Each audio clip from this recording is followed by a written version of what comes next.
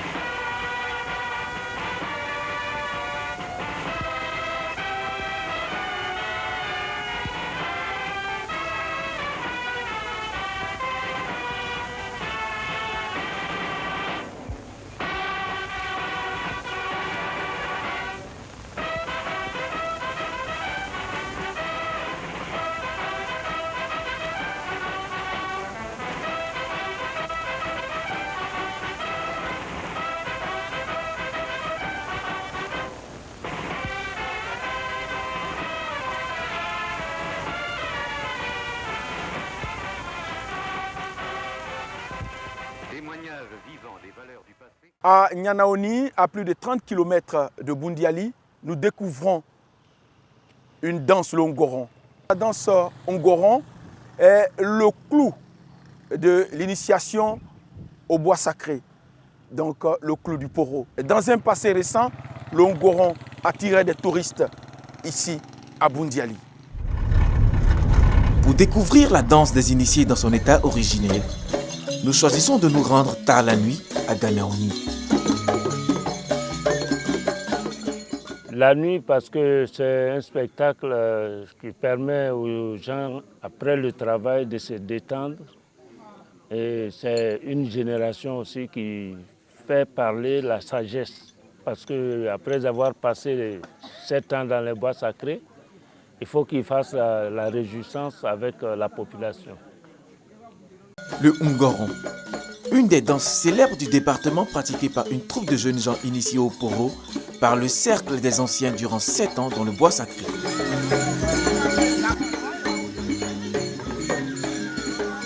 Vous savez, dans le passé, on n'avait pas l'électricité et tout. Et le feu était l'éclairage et ça donne une autre illumination à la chose. Avec l'électricité, ça fait très bas. Or, le feu, avec ce sombre qui est alimente les pas de danse, ça fait plus récréatif. Disons le rôle des deux premiers messieurs. Ceux-là, nous les appelons les flèches. Ce sont eux qui sont les meilleurs danseurs du groupe. Parce qu'ils ont les deux possibilités. Faire les pas de danse des hommes et apprendre aux filles à danser. Ce sont une fois les filles ne savent pas quel pas de danse il faut faire, c'est eux qui doivent le faire pour leur apprendre comment il faut faire ce morceau-là.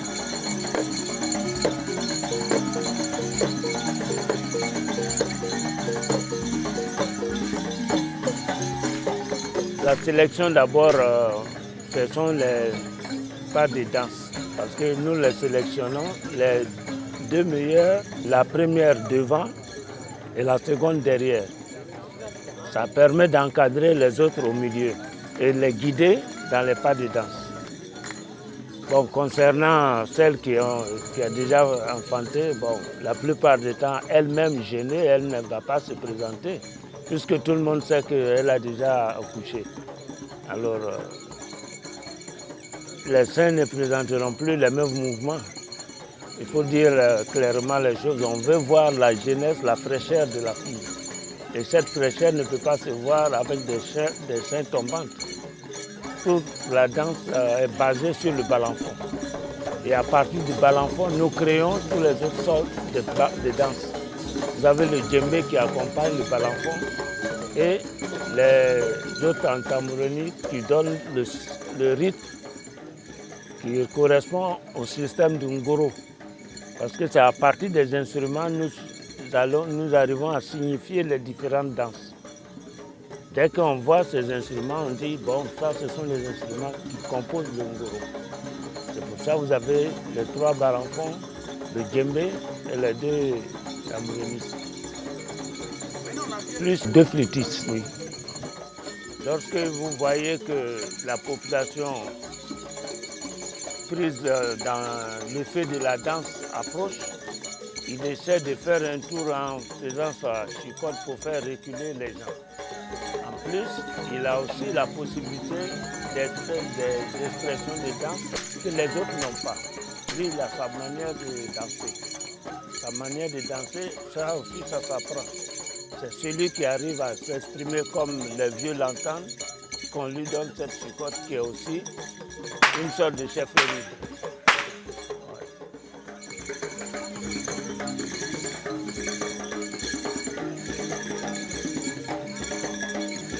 Cette danse a une réputation internationale pour avoir raflé des trophées à des festivals. Dieu nous avait donné le ministère du tourisme. Ça a permis de découvrir le ngoro. Et les touristes même ont demandé que cette danse soit pérennisée. Et dès l'instant qu'on demande que cette danse reste toujours une danse touristique, ça veut dire qu'elle a montré sa maintenance sur la scène d'animation. Donc le ngoro peut vraiment valoriser le tourisme ivoirien. Et nous n'avons pas de doute. Dans tout lieu, nous savons que si le ngoro s'en va, il va s'exprimer. Lorsque vous sentez le ngoro, mais ça vous anime. On a des touristes qui, la première fois qu'ils ont vu le ngoro, mais qui ont demandé s'ils pouvaient danser. On dit non, vous pouvez. Donc nous pensons que le ngoro a sa place. Et le ngoro a vraiment sa place dans le tourisme ivoirien et même mondial. Je crois que monsieur le ministre du Tourisme sait que le Nord regorge beaucoup de danse. Et les équipes de recherche de ces danses doivent permettre d'attirer le tourisme en Côte d'Ivoire. Leur sélection serait déjà un avantage pour la Côte d'Ivoire pour promouvoir le tourisme. Parce que la culture africaine est beaucoup sollicitée par le monde. C'est une découverte. On a cru que l'Afrique n'avait pas de culture, mais la culture africaine existe. Et cette culture est à partir de nos danses traditionnelles.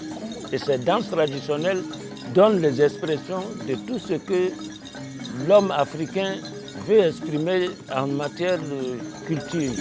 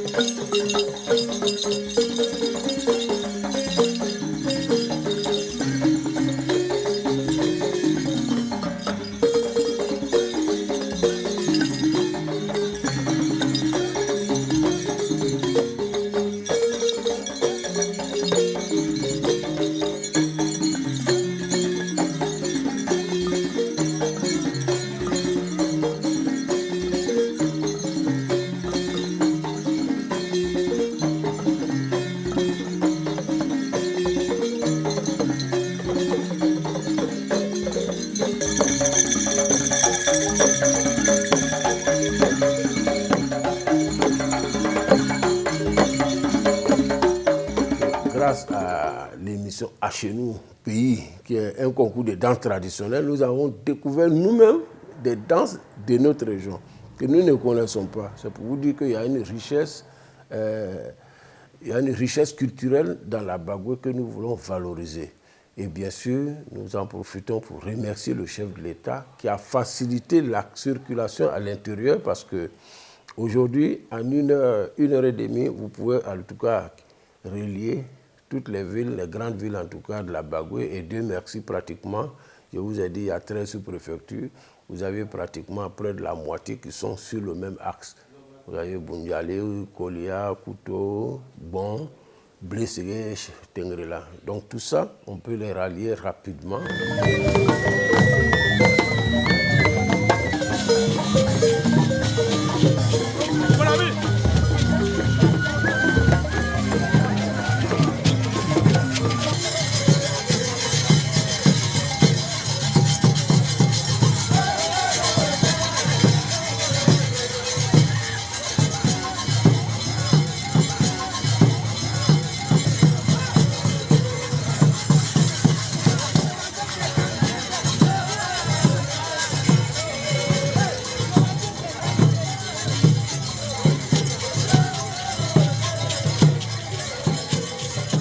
En pays Sonoufo, quand un patriarche meurt, c'est une véritable démonstration culturelle et touristique. Parce que tout ce qui est caché se révèle à vous. Et c'est une véritable démonstration des initiés du bois sacré. Aujourd'hui, c'est une matriarche qui est décédée. En pays Sénoufo, une matriarche initiée au Poro devient un être important dont la mort fait l'objet de funérailles grandioses assurées par les initiés du bois sacré.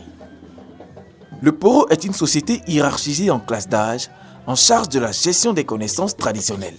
L'initiation au Poro est surtout caractérisée par des enseignements qui aident à vivre dans la société dont ils ont en charge le développement sans occulter son aspect mystique. Ici, le mysticisme rime avec le fétiche. Il représente une curiosité touristique indéniable.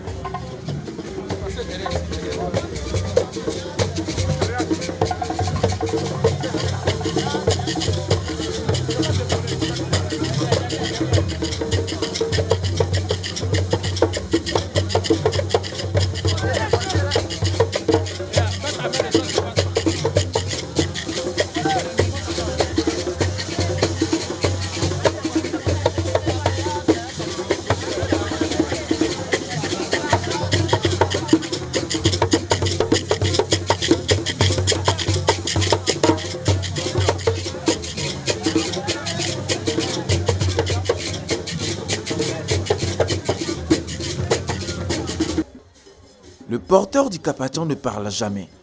Il communique par la gestuelle.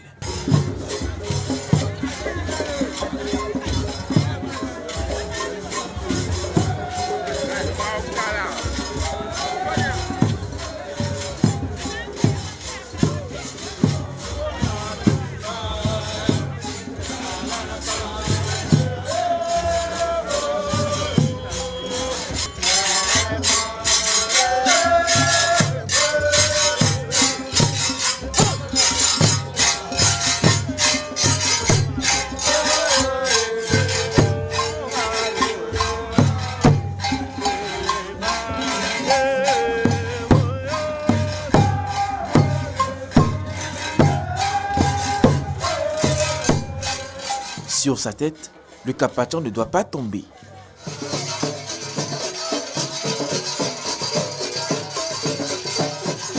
Si le contraire se produit, c'est un mauvais présage. Le Soromiguidjo est son fétiche.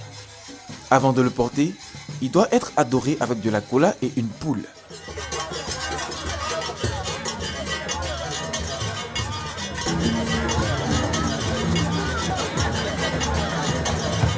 Les funérailles prennent une allure festive. Les nièces, les petits-enfants, les alliés dansent, chantent, racontent les mérites et les inconduites de la défunte. Sama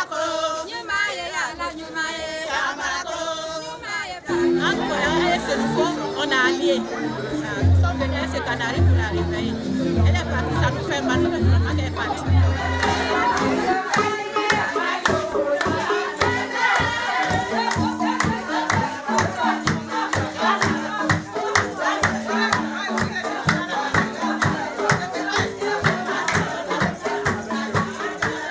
La présence que nous avons ici se justifie par le fait que la Côte d'Ivoire est d'abord une, que malheureusement nous ne connaissons pas nos différentes régions et nos différentes valeurs.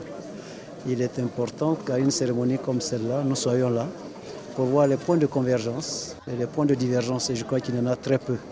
En fait, une personne qui a 100 ans dans toutes les régions, c'est une fête en premier lieu, et cette fête donne lieu à des présences multidimensionnelles. Dans le cas d'espèce, nous assistons depuis hier à un ensemble de manifestations, mais à la quintessence de la culture du Grand Nord.